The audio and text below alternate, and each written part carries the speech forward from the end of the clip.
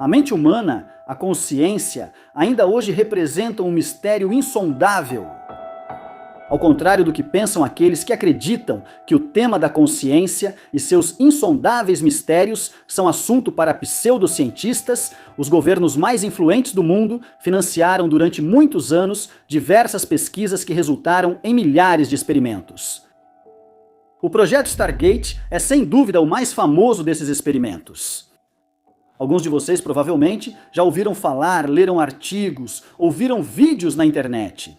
E, consequentemente, ficaram sabendo que se tratou de experimentos realizados em um momento histórico específico em que as tensões internacionais, o medo do inimigo e a corrida pela supremacia militar e geopolítica permitiram ampliar os limites da pesquisa científica. E isso deu a vários cientistas a oportunidade de propor experimentos considerados bizarros pela ciência oficial, que tinham como objetivo investigar os aspectos mais misteriosos e controversos da mente humana. Se vocês pensam assim, muito provavelmente ficaram sabendo da existência dessa série de experimentos revolucionários e extraordinários por meio de fontes terceiras que não aprofundaram o assunto. Mas, se vocês confiarem no nosso trabalho e acompanharem conosco o relato dessa história incrível, temos certeza de que a sua percepção sobre o que realmente é a mente humana e sobre o significado desses experimentos vai mudar completamente.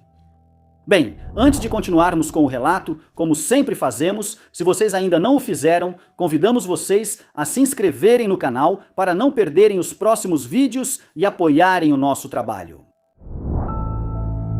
O projeto Stargate foi uma operação ultra secreta conduzida pela inteligência americana. Na verdade, não se tratava de um único projeto, mas de uma série de projetos que, ao longo dos anos, mudaram de nome e são conhecidos como Gondola Wish, Grill Flame, Center Lane, Dragon Absorb, Sunstreak e, por fim, Stargate.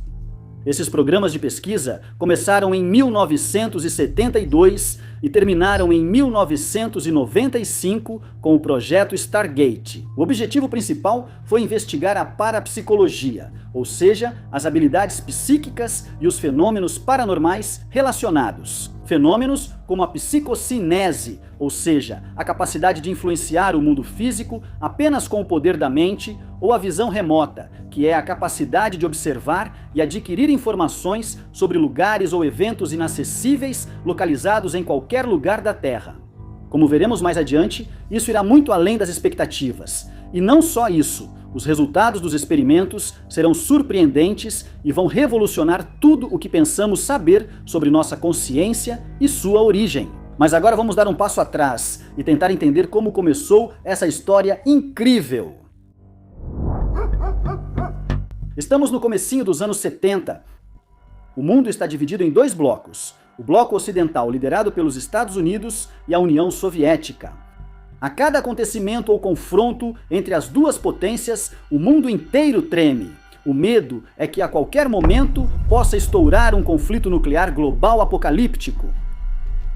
Os anos 70 vêm logo após a Revolução Cultural, que trouxe à tona temas e questões que até então nunca haviam sido considerados. Batalhas por direitos civis e liberdades individuais inflamam as praças de todo o mundo, mas não só isso. Entre eles, se insinua o pensamento New Age, que é um conjunto heterogêneo de crenças, práticas espirituais e filosóficas que combina elementos da espiritualidade oriental, esoterismo ocidental, ecologia, psicologia humanista e misticismo. Em um momento histórico em que a paranoia sobre as ações do inimigo está em níveis máximos, os relatórios da inteligência dos Estados Unidos indicam que os soviéticos estão conduzindo rigorosos estudos financiados pelo governo sobre fenômenos psíquicos, pelo menos desde 1920. Relatórios da CIA confirmam que os soviéticos estão alcançando rápidos sucessos nessa área, comprovados pelo notável aumento dos financiamentos, que mais que quadruplicaram nos últimos anos. Esse é, portanto, o contexto histórico que levou os Estados Unidos a considerar seriamente a parapsicologia como um recurso potencial para a coleta de informações e para operações militares. Neste ponto, é importante ressaltar que tudo o que será apresentado a seguir é resultado do estudo de parte da documentação produzida pela inteligência dos Estados Unidos e que foi desclassificada apenas nos últimos anos. Referências estão na descrição do vídeo para quem quiser se aprofundar. Na origem do projeto Stargate estão dois renomados cientistas, Harold Puthoff e Russell Targ. Harold Puthoff, formado pela Universidade de Stanford com doutorado em engenharia elétrica, era renomado por seus avanços no campo da eletrônica quântica e da energia do ponto zero. Russell Targ foi pioneiro nas pesquisas iniciais sobre lasers nos anos 60. Ambos os cientistas compartilhavam o interesse por assuntos ligados ao ocultismo e à parapsicologia. O Instituto de Pesquisa de Stanford já atuava há tempos em projetos governamentais, frequentemente ultra-secretos, mas nunca em parapsicologia, até eventos inesperados conduzirem aos experimentos. Del gruppo di ricerca all'attenzione della CIA. Como conta Puthoff, tudo começou em 1972. No início de 1972, fui envolvido na pesquisa sobre laser no Instituto de Pesquisa de Stanford.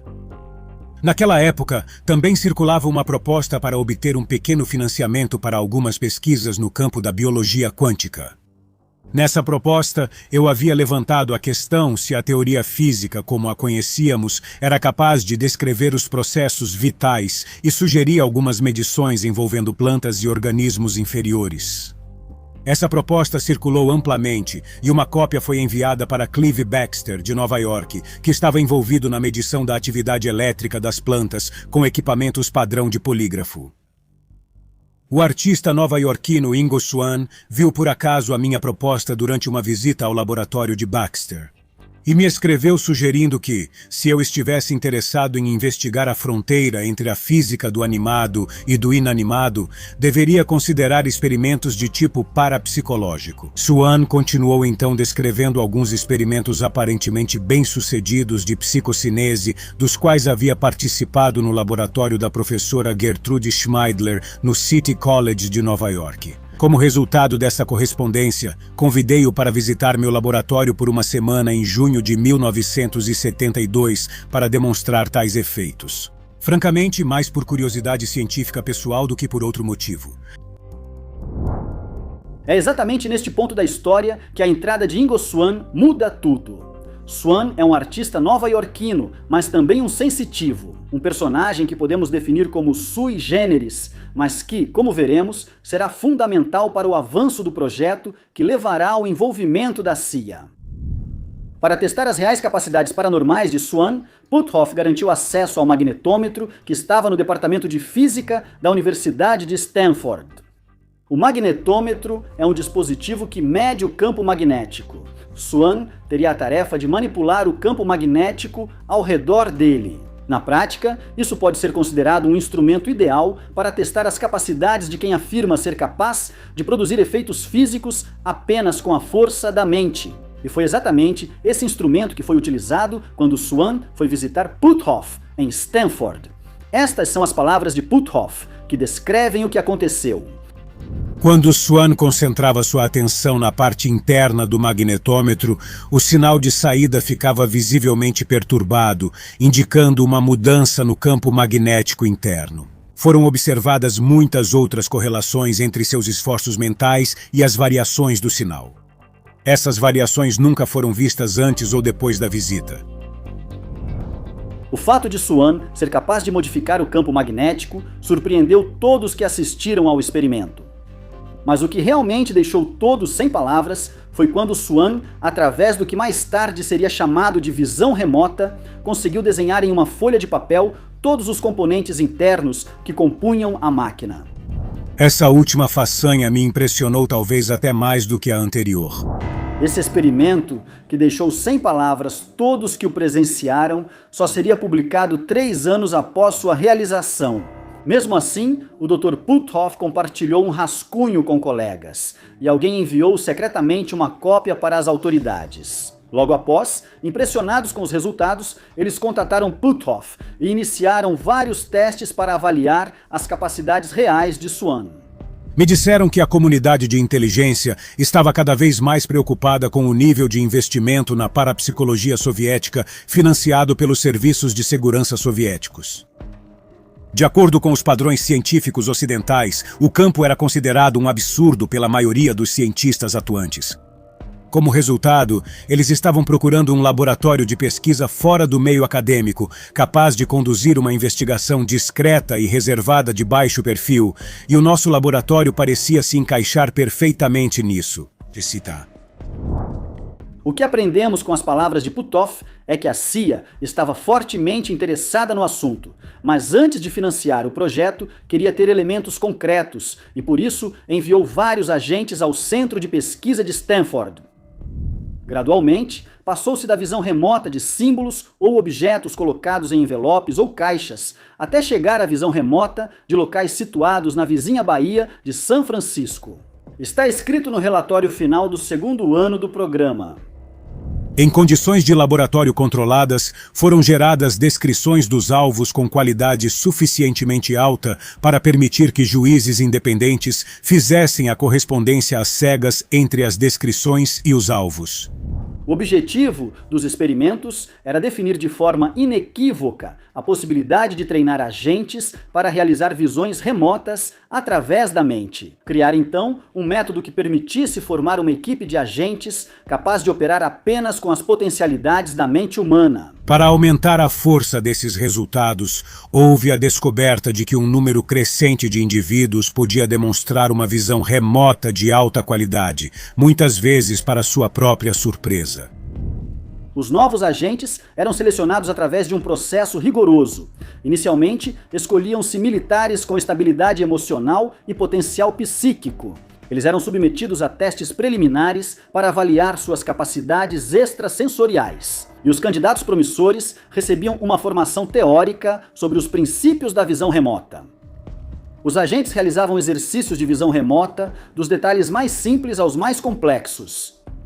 Participavam de missões simuladas e, quando estavam prontos, de operações reais de inteligência. Nesse ponto, é legítimo perguntar como funcionava a visão remota. Como os agentes podiam obter informações sobre coisas que não podiam ver nem conhecer? Se a forma de visualizar lugares e objetos havia produzido verdadeiros protocolos de treinamento, o motivo pelo qual se era capaz de alcançar esses resultados é, no entanto, mais complexo de explicar. Para entender como isso podia acontecer, precisamos introduzir um novo elemento: a matriz. A matriz é um conceito-chave que representa o reservatório universal de informações ou o campo de onde os praticantes de visão remota extraem suas percepções.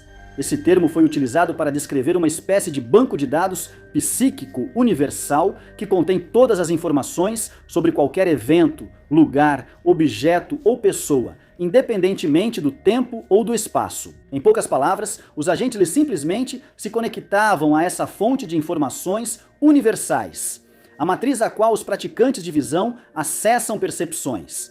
O reservatório de informações, visão, reservatório universal de percepções. A matriz, o campo. Assim que contarmos do que esses agentes eram capazes, voltaremos a esse assunto para que fique mais claro porque tudo isso abre cenários inéditos e revolucionários.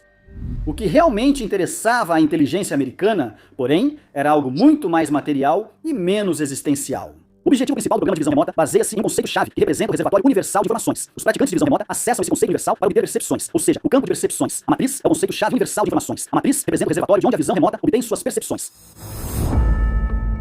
Swan, para levar a técnica da visão remota ao máximo de seu potencial, propôs uma série de experimentos, cujo objetivo era designado para ser visualizado pelos agentes. Através de simples coordenadas geográficas, essa técnica passou a ser chamada de escaneamento por coordenadas.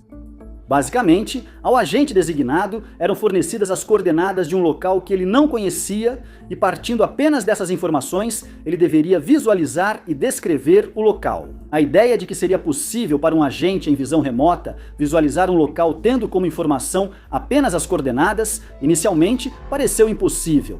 Mas os experimentos que se seguiram foram impressionantes. Em julho de 1974, o agente Pat Price, um dos agentes mais talentosos entre os que haviam sido selecionados, foi escolhido para a primeira missão operacional de visão remota da CIA. Ele precisava confirmar informações sobre um laboratório nuclear soviético que só era conhecido por fotos de um satélite espião dos Estados Unidos. São as palavras do responsável pelo projeto, o Dr. Kenneth Kress. O objetivo era o Centro de Pesquisa e Desenvolvimento Não Identificado de Semipalatinsk. A coleta experimental utilizaria nosso melhor sujeito. Por experiência, era óbvio que Price produzia dados errados assim como bons. Revisei as fotos do local e escolhi duas características que, se Price as tivesse descrito, teriam provado que o canal funcionava pelo menos parcialmente. Essas características eram um guindaste muito alto e as 4 estruturas que pareciam torres de poços de petróleo. Inicialmente, Price recebeu apenas as coordenadas geográficas e um mapa do Atlas Mundial com a localização aproximada do local. Disseram a ele que era um local de teste soviético. Price conseguiu produzir um desenho que mostrava um guindaste, que ele definiu como tremendamente grande, porque viu uma pessoa passando perto das rodas dele. Ele produziu descrições surpreendentes dos edifícios em construção e as seções esféricas do reservatório, mas não citou as 4 estruturas que pareciam poços de petróleo. Inicialmente, estou deitado de costas no telhado de um prédio de tijolos de 2 ou 3 andares. É um dia ensolarado e o sol é uma sensação agradável. O mais surpreendente é que há um gigantesco guindaste de pórtico que se move para frente e para trás acima da minha cabeça. Ao me levantar e olhar para baixo, parece que vejo trilhos em cada lado do prédio. Nunca vi nada parecido. A missão de Price durou vários dias e ele conseguiu desenhar uma série de elementos que foram confirmados pelas fotos tiradas pelo satélite espião. Price conseguiu descrever muitas estruturas que foram confirmadas pelas fotos de satélite, mas também cometeu vários erros. Os erros pareciam ser uma constante nas visões remotas. Se por um lado, de fato, os agentes eram capazes de descrever coisas que era impossível saber, por outro, havia também muitas descrições erradas. Os erros são um dos principais argumentos de quem afirma que o projeto Stargate foi um fracasso. Quem afirma isso, porém, subestima deliberadamente muitos dados objetivos. E para explicar bem a questão, agora vamos falar justamente sobre isso, e vamos usar como exemplo o experimento realizado no verão de 1973 pela CIA, que teve como protagonistas 2 agentes, entre eles Pat Price. O experimento começou com a transmissão aos cientistas de Stanford das coordenadas geográficas de uma propriedade de férias que lhes foi passada. Aos 2 agentes não eram permitidos mapas e foi pedido a eles que dessem uma resposta imediata sobre o que veriam à distância. Observando o local apenas pelas coordenadas, ambos os agentes afirmaram ter visto uma estrutura militar, então a descrição do local acabou sendo bem diferente do que eles realmente deveriam visualizar. Mas o fato de que ambos os agentes relataram detalhes muito semelhantes levou os homens da CIA a irem até o local para verificar. E eles realmente descobriram que a pouca distância do alvo havia uma instalação governamental. Essa descoberta levou os homens da CIA a pedir a Price que fornecesse informações sobre o funcionamento interno desse local específico. Price, apesar de não ter experiência militar, conseguiu fornecer uma lista de todos os projetos associados às atividades que eram realizadas dentro da instalação. Ele forneceu títulos de vários projetos classificados, que estavam em um arquivo subterrâneo trancado, junto com outros, e também o nome de código exato da instalação governamental secreta, que em teoria ele nunca deveria saber que existia. Os dados revelados por Price foram tão chocantes que levaram a uma séria investigação de segurança para descobrir como essas informações haviam vazado, mas o resultado foi inconclusivo. Não havia nenhuma maneira concebível de que Price e os cientistas do projeto pudessem ter obtido qualquer um desses detalhes. Neste experimento, Price conseguiu reproduzir o nome do projeto e descreveu com precisão documentos que estavam protegidos nos subterrâneos da instalação. Mas, ao mesmo tempo, ele forneceu muitas descrições incorretas. Como tudo isso era possível? Como ele pôde identificar com extrema precisão um nome escrito em um documento secreto e guardado sob chave e depois cometer tantos outros erros de descrição? A conclusão a que os cientistas de Stanford chegaram foi a seguinte: devemos imaginar o projeto como se fosse. Se tentarmos sintonizar uma estação de rádio ou um canal de televisão, o sinal pode ser perturbado por um ruído de fundo que confunde as imagens ou os sons. Infelizmente, isso faz com que não seja possível distinguir as informações boas das ruins. Se esse experimento havia mostrado alguns limites da visão remota, a CIA e posteriormente o Comando de Segurança do Exército Americano reconheceram o potencial. Isso levou à criação de um verdadeiro exército de soldados psíquicos, que iniciou as operações de visão remota sob a orientação da inteligência dos Estados Unidos. Entre aqueles que podemos definir como soldados psíquicos, além dos já mencionados, o mais talentoso, ou pelo menos aquele de quem temos registros nos documentos, é Joseph McMoneagle, conhecido como Visualizador Remoto 001. Joseph McMoneagle. Ele recebeu esse apelido porque foi o primeiro visualizador remoto a trabalhar diretamente para o Pentágono. E, de acordo com 2 documentos desclassificados da CIA, ele trabalhou no projeto de 1979 até 1984. Durante seus 5 anos de visão remota em Fort Meade, Joe McMoneagle afirma ter participado de cerca de 450 missões. Entre elas, localizou reféns no Irã e contribuiu para a libertação de reféns na Itália. Ele realizou atividades de espionagem em um laboratório nuclear chinês e observou o ditador líbio Muammar Gaddafi. Identificou um bombardeiro soviético abatido que transportava materiais nucleares. Ele também observou a construção, até então desconhecida, do maior submarino do mundo, depois chamado de Typhoon, e previu com precisão que os soviéticos o transportariam do depósito para o Oceano Aberto 4 meses depois, em meados de janeiro de 1980. Que McMoneagle tenha dado uma contribuição importante para as missões nas quais foi chamado a colaborar é facilmente reconhecido pelo Exército dos Estados Unidos. Após sua retirada do projeto, o Stargate lhe concedeu uma das mais altas honrarias, a Legião do Mérito, mas McMoneagle era diferente dos outros agentes. Ele demonstrava possuir uma habilidade a mais, uma habilidade que podemos chamar de precognição, ou seja, ele tinha a capacidade de prever eventos que aconteceriam em um futuro próximo. Justamente para testar essas habilidades dele, em 1978, Hal Puthoff lhe deu uma tarefa especial que ia além das missões de inteligência. Naquele ano, previa-se que o Skylab, a primeira estação espacial americana lançada pela NASA em 1973, devido a alguns problemas técnicos, perderia sua órbita estacionária e cairia na Terra. Mas desse evento não se sabia nem o momento exato em que isso aconteceria, nem onde ele cairia. Puthoff, para testar as habilidades de McMoneagle, pediu a ele que previsse exatamente quando o Skylab cairia na Terra e onde ocorreria o impacto. Depois de trabalhar no problema na minha mesa por alguns dias, decidi que a questão era mais complexa do que parecia. Não era uma resposta simples como onde e quando, mas no final produzi um mapa que fornecia ao Puthoff. Escolhi um lugar na Austrália, a cerca de 2/3 do caminho para o oeste a partir da costa mais oriental e a cerca de 1/3 do caminho a partir da costa sul. Desenhei uma área em forma de pera, com a ponta estreita para o oeste e a larga para o leste, escurecendo a parte estreita. E eu disse que aquele era o ponto onde as principais partes da estação iriam impactar, enquanto a extremidade maior representava o campo de destroços que se espalharia por uma área de cerca de 1.500 milhas de comprimento e cerca de 60 milhas de largura. Era no final de 1978, eu havia previsto que a reentrada aconteceria por volta de 5 de julho de 1979.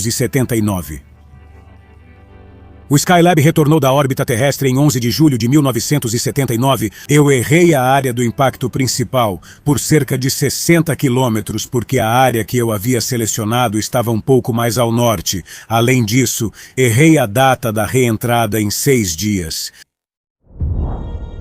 Os resultados desse experimento foram surpreendentes, mas esse não foi o único experimento fora das tarefas estritamente militares a ser confiado aos agentes que trabalhavam para o projeto Stargate. Como dissemos anteriormente, a CIA submeteu seus agentes a testes para compreender as capacidades de visão remota. E durante um desses testes, em 1973, foi dado ao agente Ingo Swann uma tarefa muito particular: visualizar e descrever o planeta, que na época ainda não havia sido visitado por sondas espaciais capazes de fornecer imagens detalhadas. Durante a sessão de visão remota, Swann se concentrou em Júpiter e começou a descrever suas percepções.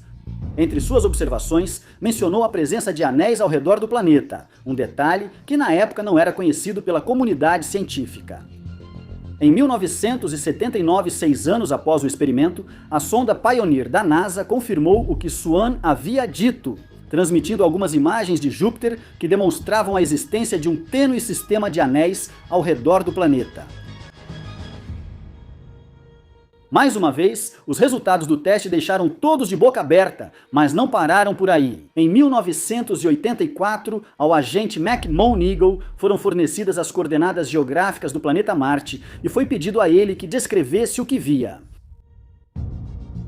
Claramente, como acontecia em qualquer experimento de visão remota, McMoneagle não sabia que lugar as coordenadas indicavam e começou a descrever uma civilização antiga, incluindo grandes estruturas semelhantes a pirâmides, túneis subterrâneos e uma alta atividade energética, que em um passado antigo havia pertencido a uma civilização muito antiga, que teria sofrido uma terrível catástrofe e que teria forçado alguns de seus membros a buscar refúgio em outras partes do sistema solar. Um experimento semelhante também foi feito com os agentes Ingo Swann e Pat Price. Ambos foram convidados a visualizar a Lua e descrevê-la. Ambos, surpreendentemente, descreveram a presença de estruturas artificiais e atividades misteriosas na superfície lunar, incluindo bases subterrâneas e operações que pareciam não pertencer a nenhuma nação conhecida na Terra. Os exemplos que mencionamos são apenas dois que evidenciam que, mesmo que o projeto Stargate tenha sido financiado para fins estritamente militares, os resultados alcançados também tiveram impacto em outras áreas e abriram espaço para perguntas inesperadas, sendo a principal: o que seria a matriz a qual os agentes diziam se conectar?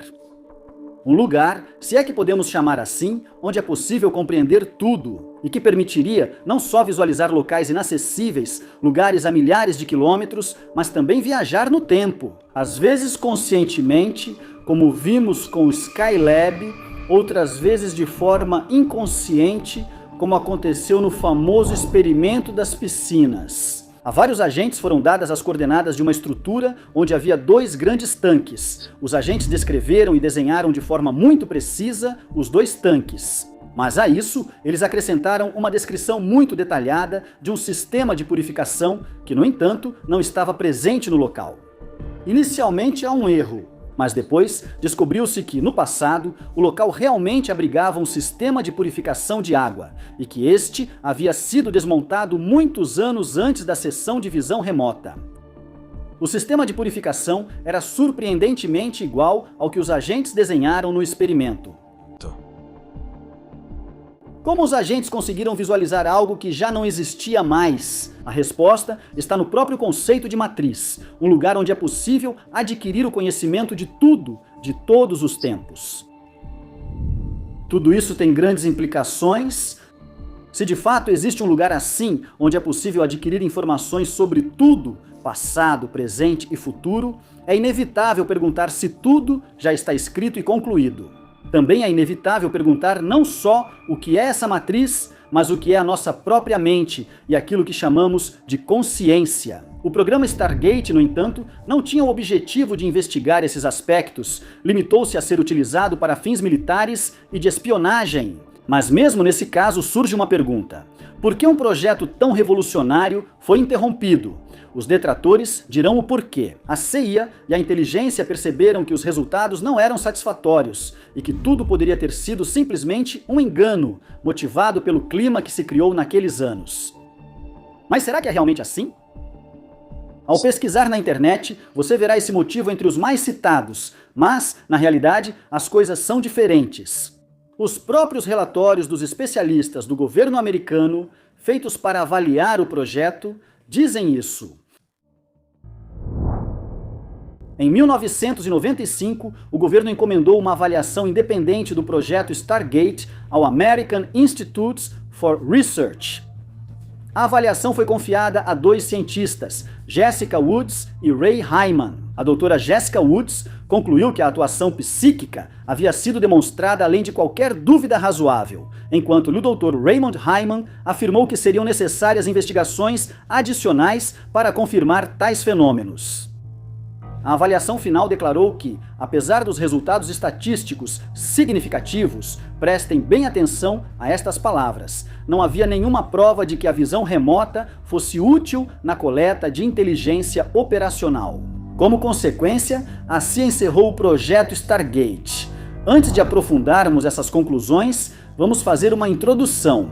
Os experimentos que foram realizados durante aqueles anos foram executados sob rigoroso controle. Trabalhou-se muito para tentar torná-los não apenas repetíveis em laboratório, mas também para criar um protocolo preciso a ser seguido. O problema fundamental foi que, embora os experimentos dessem resultados incríveis e difíceis de contestar, assim como vimos anteriormente, as descrições dadas pelos agentes eram condicionadas por muitos erros e, além disso, não eram perfeitamente replicáveis. Como sabemos, uma das características distintivas da ciência é a replicabilidade. No caso dos experimentos de visão remota, isso não era possível. Para explicar essa situação, a doutora Jessica Woods fornece uma resposta em seu relatório final. Poucos comportamentos humanos são perfeitamente replicáveis sob demanda. Por exemplo, até mesmo os melhores rebatedores nas principais ligas de beisebol não conseguem acertar sob demanda. Não podemos prever quando alguém vai rebater um home run. Na verdade, não podemos nem prever se um home run acontecerá em uma determinada partida, mas isso não significa que os home runs não existam. As evidências científicas em estatística baseiam-se na repetição do mesmo desempenho ou relação média a longo prazo. Um bom rebatedor de beisebol não vai acertar a bola exatamente na mesma proporção em todas as partidas, mas deve ser relativamente constante a longo prazo. O mesmo deveria valer para o funcionamento psíquico. Os níveis de desempenho podem variar de acordo com os indivíduos e as condições, assim como acontece no beisebol. Mas, considerando sujeitos com habilidades semelhantes, testados em condições semelhantes, os resultados deveriam ser consistentes a longo prazo. Isso vale para qualquer área da ciência. As evidências baseadas em estatísticas derivam da comparação entre o que realmente aconteceu e o que deveria ter acontecido por acaso. Se é verdade que os resultados de experimentos com agentes individuais não são perfeitamente replicáveis, pois cada experimento teria resultados diferentes. Analisando estatisticamente, como no desempenho de um jogador de beisebol, vemos que eles mantêm consistência estatística. E, como lembra a professora, as evidências baseadas em estatísticas são aceitas pela ciência. Mas então, por que o projeto Stargate foi encerrado? Para simplificar, podemos dizer que o projeto Stargate foi encerrado, porque os erros relatados nas descrições dos agentes não tornavam as informações 100% confiáveis. Isso não atendia plenamente ao propósito para o qual havia sido criado, que era espionar, ter certeza das intenções e ações do inimigo. Desses relatórios surge algo chocante. As capacidades demonstradas pelos agentes que operam em visão remota são estatisticamente certas e reais, mesmo que não sejam sempre reproduzíveis. A própria natureza dessas visões, para as quais existe uma porcentagem de erro, não as torna ideais para operações de espionagem. Quem assistiu aos experimentos não duvida que os agentes eram capazes de captar informações às quais nunca poderiam ter acesso. A discussão passa a focar na utilidade disso para fins militares. Ambos os relatórios, além disso, concluem afirmando que é necessário continuar investigando nesse sentido e aprofundar o que foi descoberto até agora. Neste ponto, precisamos fazer uma última observação. Atualmente, sabemos que o projeto foi encerrado, mas isso é o que sabemos a partir da documentação desclassificada que se tornou de domínio público. Mas isso não exclui que o projeto ainda exista sob outro nome. Como vimos, o projeto de fato teve várias nomenclaturas ao longo de sua história e pouquíssimas pessoas tinham conhecimento de sua existência. Outro fato curioso é que alguns dos protagonistas do projeto continuaram suas atividades, como por exemplo Puthoff, que fundou o Instituto de Estudos Avançados no Texas, e continuou colaborando como consultor para o governo dos Estados Unidos e para empresas privadas em questões relacionadas a tecnologias avançadas e segurança nacional. Nos últimos anos, Puthoff também se tornou conhecido por seu envolvimento em pesquisas sobre OVNIs e colaborou com organizações como a To the Stars Academy of Arts and Science, um grupo que inclui outros ex-funcionários do governo e cientistas interessados em estudar fenômenos aéreos não identificados. Se, como dissemos, o projeto Stargate teve como objetivo principal o uso militar. Também é verdade que tudo o que foi descoberto nesses anos levanta perguntas inevitáveis sobre o que é a nossa mente e o que é a consciência. Se a consciência pode realmente se estender além dos limites do corpo e do tempo, como demonstram os surpreendentes experimentos do projeto Stargate. Então surge uma pergunta inevitável: o que acontece com a consciência caso ela sobreviva ao corpo? Será que ela continua a existir em outro plano? A essa pergunta tentaram responder não apenas culturas e religiões antigas, mas também inúmeros cientistas modernos, analisando centenas de casos de experiências de quase morte. E o que a ciência pensa sobre a morte? Também nesse caso, não existe um pensamento unânime, uma ideia que una todo o mundo científico. Ao contrário, vemos visões opostas. Mas quais são os fundamentos sobre os quais se fala? Existem elementos concretos que podem nos permitir investigar esse mistério insondável? A chamada morte nada mais é do que uma velha questão sob alguma nova forma e com outra aparência, porque todas as coisas são modificadas, mas nada morre, e aqui e ali voa o espírito livre do... Segundo o Livro dos Mortos, os antigos egípcios acreditavam que após a morte, a alma deixava a terra e iniciava uma jornada no submundo, onde um julgamento final ocorria antes de entrar no além. O julgamento era feito por Osíris, que submetia o falecido a uma longa lista de pecados. E a verdade era estabelecida pesando o coração do falecido em uma balança que tinha como contrapeso uma pena. Porém, os antigos egípcios não foram os únicos a crer na imortalidade da alma. Na antiga Índia, dizia-se que ir e vir era apenas uma ilusão, porque a alma nunca vai e nunca vem. Platão e outros filósofos gregos, talvez influenciados pela cultura vinda do Oriente, também defendiam que a alma era imortal, mas essa não era uma ideia limitada à Ásia e ao Oriente. A maioria das tribos africanas, os aborígenes na Austrália e os indígenas nas Américas tinham a mesma crença. Júlio César, por exemplo, escrevia no De Bello Gallico: os druidas incutem isso como um dos seus dogmas fundamentais, ou seja, que as almas nunca morrem, mas passam após a morte de um corpo para outro. E eles acreditam que os homens, graças a esse dogma, são levados ao extremo ardor, porque o medo da morte não tem razão de existir. Mas de onde nascia essa consciência da imortalidade da alma? Era apenas uma forma de exorcizar o medo da morte. Muitos historiadores acham que esse é um dos principais motivos, e que essa crença fosse apenas fruto da incapacidade dos homens, por um lado, de compreender as leis do mundo, por outro lado, era uma maneira de acalmar o medo de um evento comum em sociedades menos desenvolvidas. Mas seriam esses os únicos motivos? E se, na verdade, estivéssemos subestimando ou não conseguíssemos ver ou compreender um conhecimento compartilhado por essas culturas antigas? Vamos deixar essa pergunta em aberto e avançar para os dias atuais, onde sociedades ocidentais mostram certa rejeição ao tema da morte. O pensamento dominante é ignorar esse evento e viver como se a vida nunca tivesse um fim, pelo menos enquanto isso for possível. Mas em que ponto está a nossa compreensão da morte? Existem elementos concretos que podem ser investigados? O primeiro elemento que podemos analisar é tentar compreender se a morte é realmente o fim de tudo ou se, na verdade, ela é apenas a passagem para algo desconhecido. O segundo elemento é compreender a verdadeira natureza da consciência e se ela é apenas fruto de leis mecânicas ou se é algo diferente. A partir do primeiro elemento, claramente, não temos testemunhos de homens que morreram e depois ressuscitaram, mas temos muitos testemunhos de homens, mulheres e crianças, que foram declarados mortos por vários minutos e que depois, incrivelmente, voltaram à vida. Se não podemos falar de morte propriamente dita, esses testemunhos, como veremos, têm algo muito interessante e mostram elementos comuns extraordinários que foram investigados ao longo dos anos por vários pesquisadores. Estamos falando das experiências de quase morte. Este é um assunto fascinante e complexo, e como veremos mais adiante, cheio de implicações sobre o que pensamos ser. Di conoscere.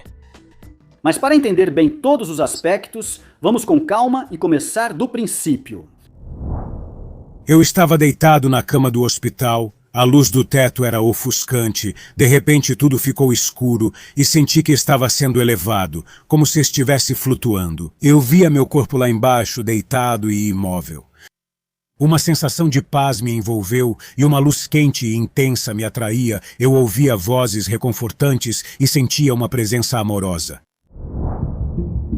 O primeiro estudo de que temos registro sobre a experiência de quase morte data de 1892 e foi realizado pelo geólogo suíço Albert von Sankt. Ele descreveu 30 casos que lhe foram relatados pessoalmente.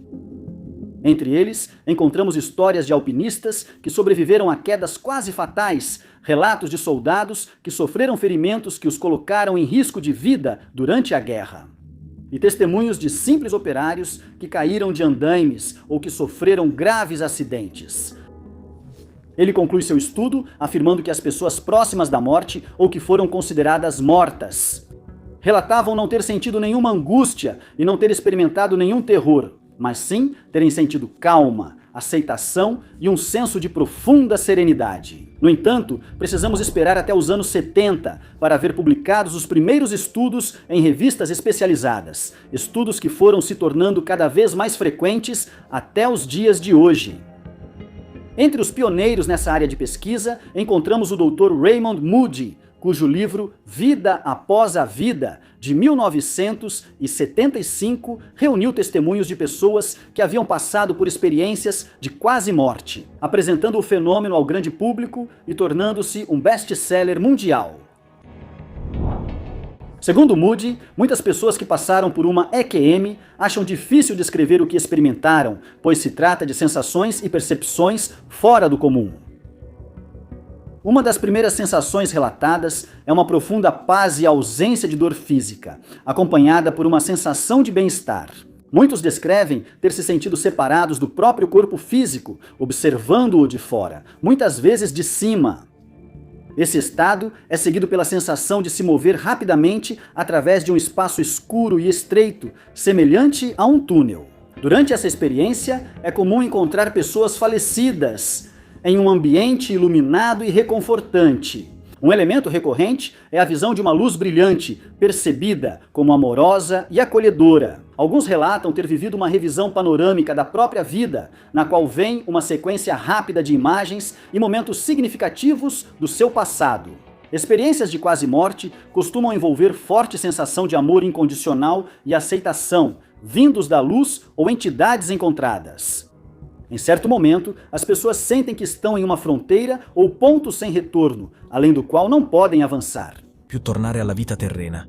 Isso é acompanhado por uma decisão ou sensação de que precisam voltar ao próprio corpo, apesar da resistência em deixar o ambiente de paz. Por fim, muitas pessoas, após essa experiência, relatam uma mudança profunda na percepção da vida e de todos os seus valores.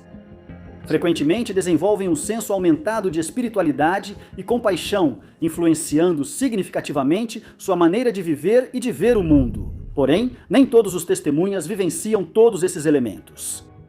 Determinar as características de uma experiência de quase morte. Também é útil ressaltar que não há correlação entre a descrição dessas experiências e as crenças pessoais ou religiosas dos indivíduos envolvidos, nem foram notadas correlações entre status social ou nível de escolaridade. Essas, de fato, acontecem de forma independente de tudo isso. Um dos aspectos mais investigados é certamente aquele em que as testemunhas relatam ter tido experiências extracorpóreas e descrevem detalhadamente todas as manobras de reanimação e os eventos aos quais foram submetidas e dos quais não poderiam ter conhecimento. Esses relatos são importantes porque podem ser verificados e, por isso, recebem a atenção dos pesquisadores. Entre vários relatos de experiências extracorpóreas, destaca-se o caso relatado pelo cardiologista Pim van Lommel, em seu trabalho sobre experiências de quase morte, publicado no livro Consciência. Além da vida, além de ter sido publicado em vários artigos na revista científica Lancet. Neste episódio em particular, Van Lommel relata o testemunho verificado de uma enfermeira da unidade coronariana. Durante o turno da noite, a equipe de uma ambulância traz um homem de 44 anos em estado de coma. Internado na unidade coronariana, ele é ventilado artificialmente com balão e máscara. A massagem cardíaca é continuada e o paciente é desfibrilado. Quando estou prestes a entubar o paciente, percebo que ele está com uma dentadura na boca. Antes de entubá-lo, removo a dentadura de cima e a coloco no carrinho de emergência. Após cerca de 90 minutos, ele apresenta um ritmo cardíaco adequado e uma pressão suficiente, sendo transferido para a terapia intensiva. Após mais de uma semana em coma, o paciente retorna à unidade coronariana e o encontro ao passar para fazer os curativos. Assim que me vê, ele diz: "Ah, sim, mas você sabe onde está minha dentadura?" Eu fico de boca aberta. E então ele me diz: "Sim, você estava lá quando me trouxeram para o hospital. Você tirou minha dentadura da boca e colocou no carrinho. Em cima havia todas aquelas garrafas e você colocou numa gaveta deslizante." Eu fiquei totalmente chocada porque lembrava que isso tinha acontecido enquanto o paciente estava em coma profundo e estava sendo reanimado. Depois de mais perguntas, fiquei sabendo que o paciente se viu deitado na cama e observou de cima as enfermeiras e os médicos que o reanimavam. Outros casos muito significativos são as experiências extracorpóreas, relatadas por testemunhas com problemas de visão ou até mesmo cegas de nascença, que contam ter visto o que estava acontecendo com elas, como a testemunha Vicky, descrita no livro de Ring e Cooper. Em 1973, Vicky, uma jovem de 23 anos, cega de nascença, durante um acidente de carro foi lançada para fora do veículo em que viajava. Uma fratura craniana e vários traumas graves causaram coma imediato nela. Apesar de ser cega, a mulher conseguiu ver e reconhecer o carro destruído no acidente e descrevê-lo em detalhes. E mais tarde, na sala de cirurgia, foi capaz não só de ver seu próprio corpo, mas também de descrever em detalhes tudo o que aconteceu com ela. Eu nunca tinha visto nada, nem luzes, nem sombras, nem qualquer outra coisa. Muitas pessoas me perguntam se eu vejo preto. Não. Eu não vejo preto. Eu simplesmente não vejo absolutamente nada. Lembro que eu estava no hospital e era assustador porque eu não estou acostumada a ver as coisas, porque eu nunca fiz isso antes. Eu reconheci minha aliança em meu cabelo e pensei: aquele ali deitado é o meu corpo. Eu morri ou o quê? Enquanto isso, os médicos e enfermeiros corriam ao redor do meu corpo e continuavam dizendo: não conseguimos trazê-la de volta. Mas o relato de Vicky não para por aí. Ela afirma ter ouvido um som como de sininhos e logo depois sentiu que voava acima do teto do hospital, sendo então atraída por uma luz. Naquele instante, ela percebeu que era levada a outro mundo, onde encontrou conhecidos falecidos anos antes e, após conversar com eles, retornou ao seu corpo.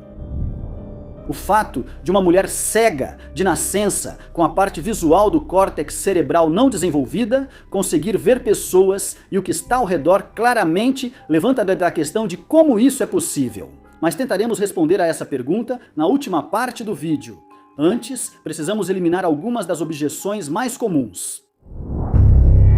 Quando se fala de experiências de quase morte, muitos afirmam que essas experiências só foram registradas recentemente, porque são fruto das nossas capacidades aprimoradas na área da saúde, das técnicas e do uso de medicamentos durante as agitadas fases de reanimação. Mas isso não é totalmente verdade.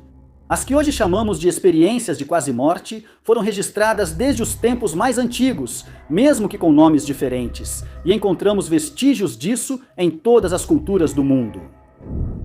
Platão, por exemplo, conta sobre a morte de um soldado chamado que voltou à vida depois de 10 dias. E, ao despertar, contou que havia deixado seu próprio corpo e viajado para outro mundo, onde teria observado as almas sendo julgadas por seus pecados terrenos. E o que dizer da descrição contida na tradição tibetana? Ao ouvir esses relatos, não podemos deixar de lembrar dos testemunhos modernos de experiências extracorpóreas. Quando o princípio do conhecimento sai do corpo, ele se pergunta: estou morto ou não estou morto? Nesse momento, o falecido vê que seu corpo está sendo despido das roupas, sua cama está sendo retirada. E ele pode ouvir o choro e os lamentos de amigos e parentes, mas mesmo que possa vê-los e ouvi-los, eles não podem ouvi-lo. Nesse momento, os sons, as luzes e os raios, todas essas três coisas são experimentadas. Outra objeção que é levantada sobre a real autenticidade dessas experiências é que elas seriam apenas fruto de alucinações ou estados de alteração do cérebro devido ao choque do trauma e ao uso de medicamentos de reanimação. No entanto, os estudos realizados com testemunhas de experiências de quase-morte provaram que elas ocorrem durante o período de morte clínica do indivíduo e não imediatamente antes ou depois de uma parada cardíaca. Determinar o momento preciso é importante porque exclui qualquer outra conclusão, exceto a de que a experiência de quase-morte ocorreu no momento em que todas as funções cerebrais estavam ausentes. Portanto, se partirmos do pressuposto de que a consciência é um produto do cérebro, no momento em que ele deixa de mostrar qualquer sinal de funcionalidade, é impossível que ocorram sinais de consciência. Estudos realizados tanto em humanos quanto em animais mostraram que, durante uma parada cardíaca induzida, a perda de atividade tanto do córtex cerebral quanto do tronco encefálico causa inconsciência em poucos segundos.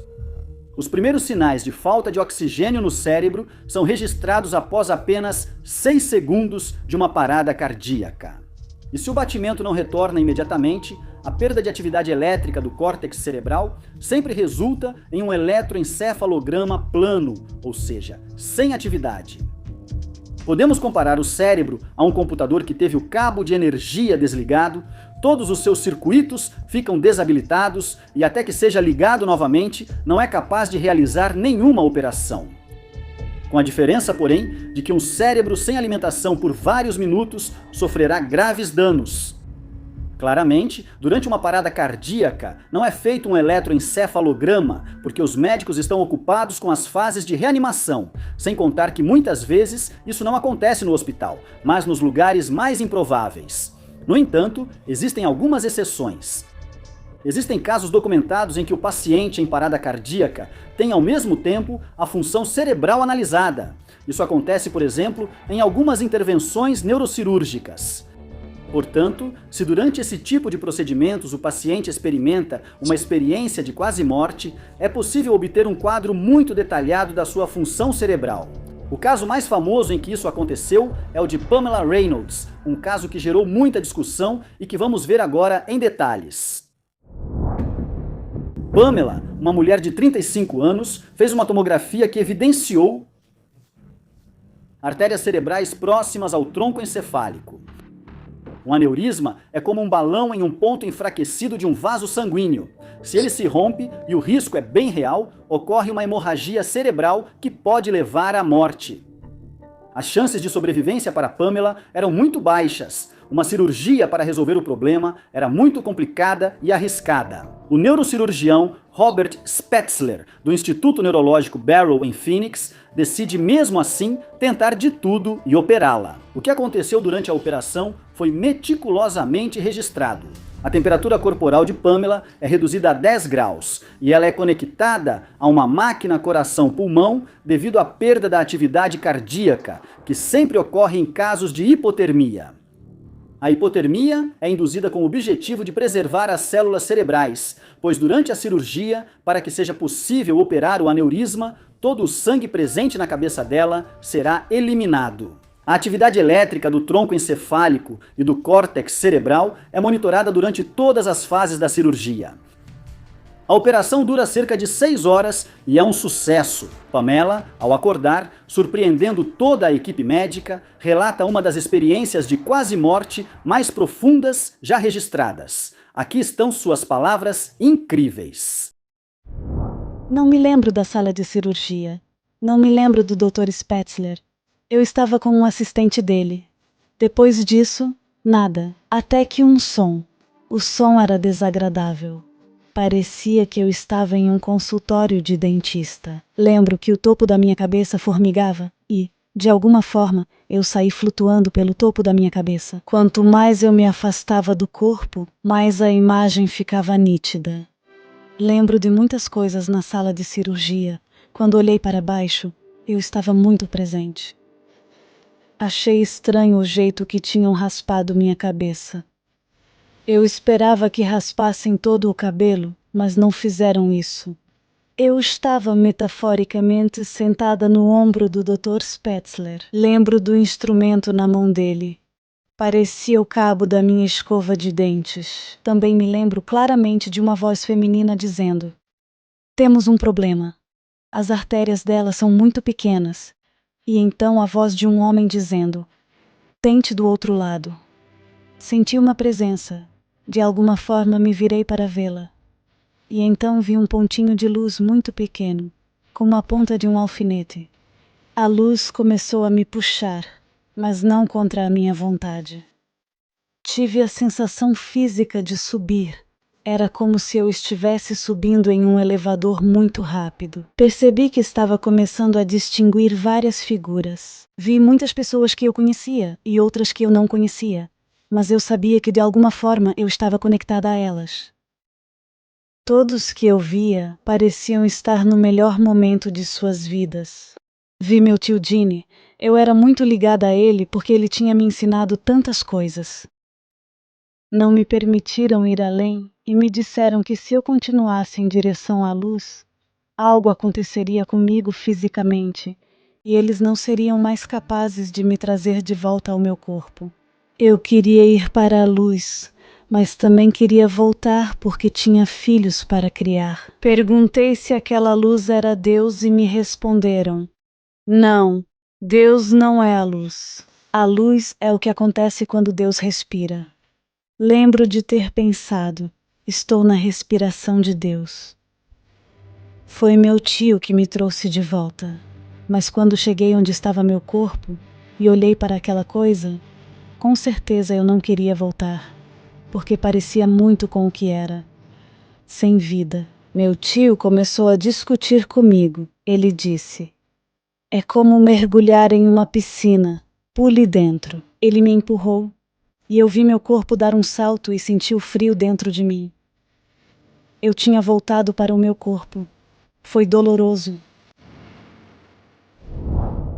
Tudo o que Pamela conta, que viu, corresponde incrivelmente à realidade do que aconteceu naquele dia na sala de cirurgia. Estas são palavras do Dr. Spetzler.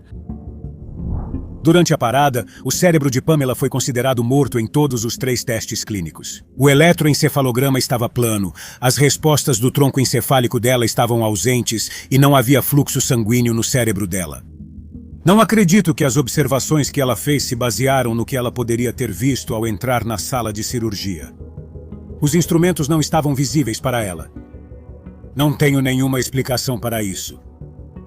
Não sei como é possível que isso tenha acontecido, considerando o estado fisiológico em que ela estava. Ao mesmo tempo, já vi acontecerem tantas coisas que não sei explicar e não quero ser tão arrogante a ponto de dizer que não existe nenhuma maneira de isso acontecer. Depois de ouvir esse testemunho incrível, não podemos deixar de nos perguntar como tudo isso pôde ter acontecido durante um período de morte clínica. Devemos talvez pensar que a consciência é algo que não está estritamente ligado ao cérebro, e o que a ciência diz a respeito disso? Para responder a essas perguntas, precisamos embarcar em uma jornada complexa, que vamos simplificar ao máximo, mas que abre uma nova visão revolucionária de tudo o que até agora pensávamos saber. O O que normalmente se pensa é que o nosso cérebro, através de suas funções mecânicas, dá origem à nossa consciência. Por exemplo, medimos como ocorre um aumento de 30% no fluxo sanguíneo no cérebro quando pensamos ou estamos atentos a algo. Isso ocorre porque os neurônios consomem mais energia nos processos cerebrais. Observando isso, poderíamos ser levados a acreditar que, portanto, é certo e comprovado que nossa consciência é fruto da atividade do cérebro. Mas, na verdade, apesar do que observamos, até hoje não temos nenhuma evidência direta que prove que os neurônios produzem a nossa consciência. Vamos tentar explicar melhor esse conceito. Por décadas, os cientistas tentaram localizar as memórias e a consciência no cérebro. O pressuposto inicial era que a atividade de áreas neurais específicas sempre resultaria nos mesmos pensamentos e emoções, mas essa pesquisa nunca teve resultados positivos. Hoje, sabemos que existe uma correlação entre a atividade registrada no cérebro e a experiência da consciência e que isso pode ativar muitos centros cerebrais, mas uma conexão não diz nada sobre qual é a causa. A atividade cerebral parece mais um modo de codificar as informações. Pensemos em um rádio. Podemos procurar as estações de rádio girando o botão que regula a recepção das frequências, mas fazer essa operação não influencia o conteúdo da transmissão de rádio. Nessa perspectiva, a ativação de uma parte específica do cérebro não explica o conteúdo dos pensamentos e emoções. O que podemos medir é apenas a correlação entre as atividades registradas no cérebro e as experiências conscientes. É o que escreve o filósofo e neurocientista Alva Noé em um de seus livros recentes. A ideia de que nós somos o nosso cérebro não é algo que os cientistas estudaram, é na verdade um preconceito. Que a consciência surge no cérebro é algo que nunca é colocado em dúvida, é um ponto de partida indiscutível. Hoje temos motivos para rejeitar esse preconceito. Um evento que gerou muita discussão no mundo científico foi relatado em um artigo publicado na prestigiada revista científica Science, com o título provocativo "Seu cérebro é realmente necessário?"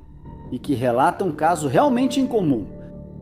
A tomografia cerebral de um jovem formado em matemática e com um quociente de inteligência de 126, portanto acima da média, teria revelado que 95% de seu crânio estava preenchido por líquido cérebro-espinhal, e seu córtex cerebral media apenas 2 milímetros de espessura. O peso do cérebro que lhe restou foi estimado em 100 gramas, contra 1.500 de um cérebro normal. E, no entanto, apesar de tudo, suas funções cerebrais não estavam danificadas. Isso leva a uma reflexão inevitável. Todas as informações e a memória de curto e longo prazo, todas as emoções e pensamentos desse rapaz, onde foram fisicamente armazenados, se a massa cerebral dele foi reconhecida como sendo muito pequena? É possível que a resposta esteja apenas ligada à plasticidade do cérebro, ou seja, à sua capacidade de se adaptar a modificações estruturais e, assim, desenvolver conexões mais eficientes. Ou, ao contrário, devemos imaginar que a memória e os pensamentos não estejam fisicamente localizados na massa cerebral, mas que tenham outra localização. Antes de tentar responder a essas perguntas, vamos voltar às experiências de quase morte.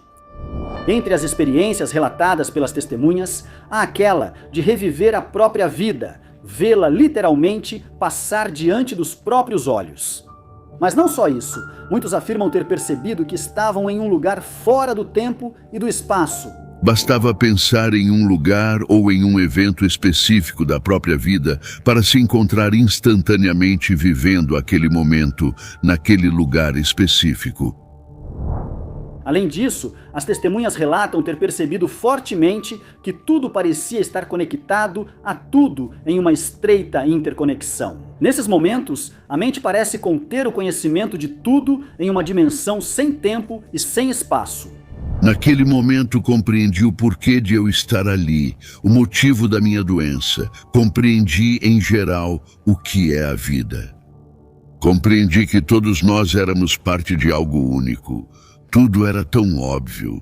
A clareza e a capacidade de compreensão que tive naquele estado são simplesmente indescritíveis.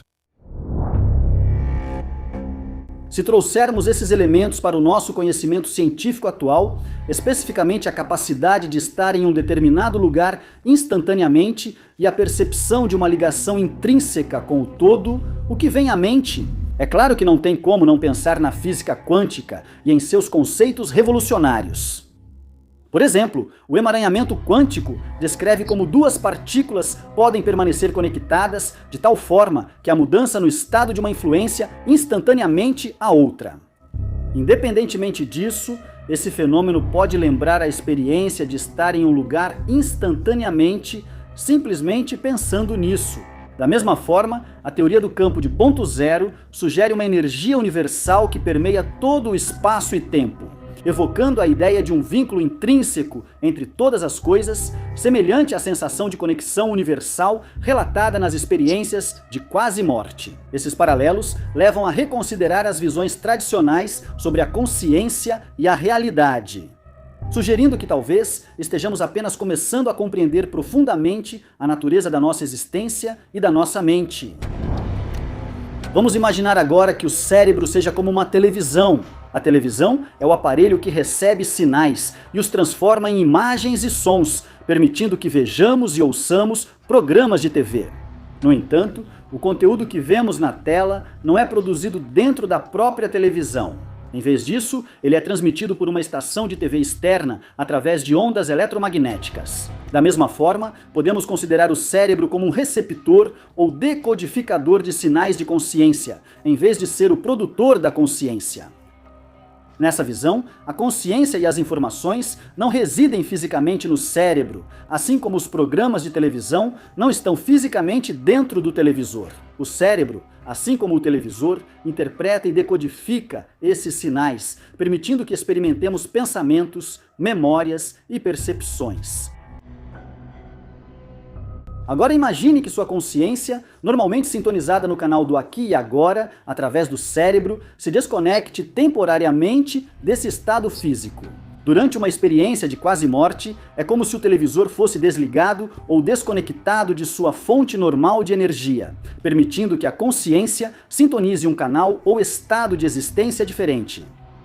Neste novo estado, a consciência se liberta das barreiras físicas do corpo e do cérebro, podendo explorar outras dimensões da realidade. Quem passou por uma experiência de quase morte frequentemente descreve a sensação de sair do próprio corpo, de se mover através de um túnel em direção a uma luz brilhante e de se sentir conectado a uma energia maior e universal. Essa passagem parece temporária, pois muitos retornam à sua forma física com lembranças vívidas do que vivenciaram. Isso sugere que a consciência pode existir independentemente do corpo físico, operando em um nível diferente, assim como uma televisão pode sintonizar um novo sinal ou canal. Se olharmos para a nossa fisiologia, também sabemos que nossas células e nossos neurônios se regeneram continuamente. A regeneração celular é um fenômeno bem documentado. Por exemplo, as células da pele se renovam a cada 2 semanas e as do fígado a cada 6 meses. Até mesmo os neurônios do cérebro passam por mudanças. Apesar do mito de que os neurônios são estáticos, a neurogênese, que é a formação de novos neurônios, ocorre principalmente no hipocampo, uma região associada à memória. Isso levanta um problema fundamental. Se os neurônios se regeneram e se modificam, onde exatamente residem nossos pensamentos, memórias e emoções? Como podem ser guardados em estruturas em constante mudança?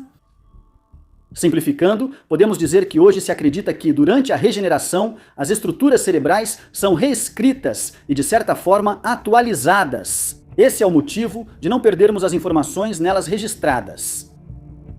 Mas, será que é possível que a memória, os pensamentos e as emoções, mais do que residirem materialmente nas conexões neurais, estejam naquele campo eletromagnético que registramos quando observamos a atividade cerebral? O cérebro, então, não seria o gerador da nossa consciência, mas sim um instrumento que usamos para percebê-la? Voltando às experiências de quase morte, é possível então que, quando nosso cérebro se desliga, nossa consciência se sintonize em uma frequência diferente. É essa a experiência que milhares de testemunhas ao redor do mundo relatam ter vivido? Uma das teorias principais de Van Lommel é o conceito de consciência não local. Ele propõe que a consciência não está confinada ao cérebro, mas é um aspecto fundamental do universo, semelhante aos fenômenos quânticos. O cérebro funciona como um receptor ou uma interface para essa consciência não local, em vez de originá-la. Essa ideia está alinhada com as descobertas da física quântica, sugerindo que a consciência pode operar além dos limites convencionais do tempo e do espaço. As pessoas experimentam a inconsciência em uma dimensão onde o tempo e o espaço não têm mais papel. Tudo está lá. O passado, o presente e o futuro estão contidos nesta dimensão da consciência. A dimensão é amor e sabedoria incondicionais. Nessa dimensão, existe apenas o sujeito e tudo está conectado instantaneamente. O que é desconcertante, de certa forma, é que se os estudos de Van Lommel, e não só os dele, estiverem corretos, eles não estão fazendo nada além de confirmar crenças muito antigas que a humanidade sempre teve. No início do vídeo, mencionamos vários textos antigos, mas existem muitos mitos que falam sobre a passagem da vida para a morte. Escute, quando a respiração cessa, a força vital afundará no centro nervoso da sabedoria, e aquele que conhece experimentará a luz clara da condição natural. Nesse momento, não tema essa luz límpida, brilhante de um amarelo ofuscante, mas saiba que é a sabedoria. E se a resposta para o maior enigma que o homem já enfrentou estivesse expressa em uma tradição antiquíssima, da qual perdemos a origem, mas que, de formas e modos diferentes, sempre esteve diante dos nossos olhos? Claramente, não temos uma resposta definitiva para essa pergunta. Mas, como vimos neste vídeo, há muitos indícios que merecem ser investigados e aprofundados. Chegando a este ponto, estamos realmente curiosos para conhecer a sua opinião ou as suas experiências sobre o assunto que tratamos hoje. Escrevam nos comentários o que vocês acham e, se gostaram do vídeo, não se esqueçam de se inscrever no canal para apoiar o nosso trabalho. Até a próxima história!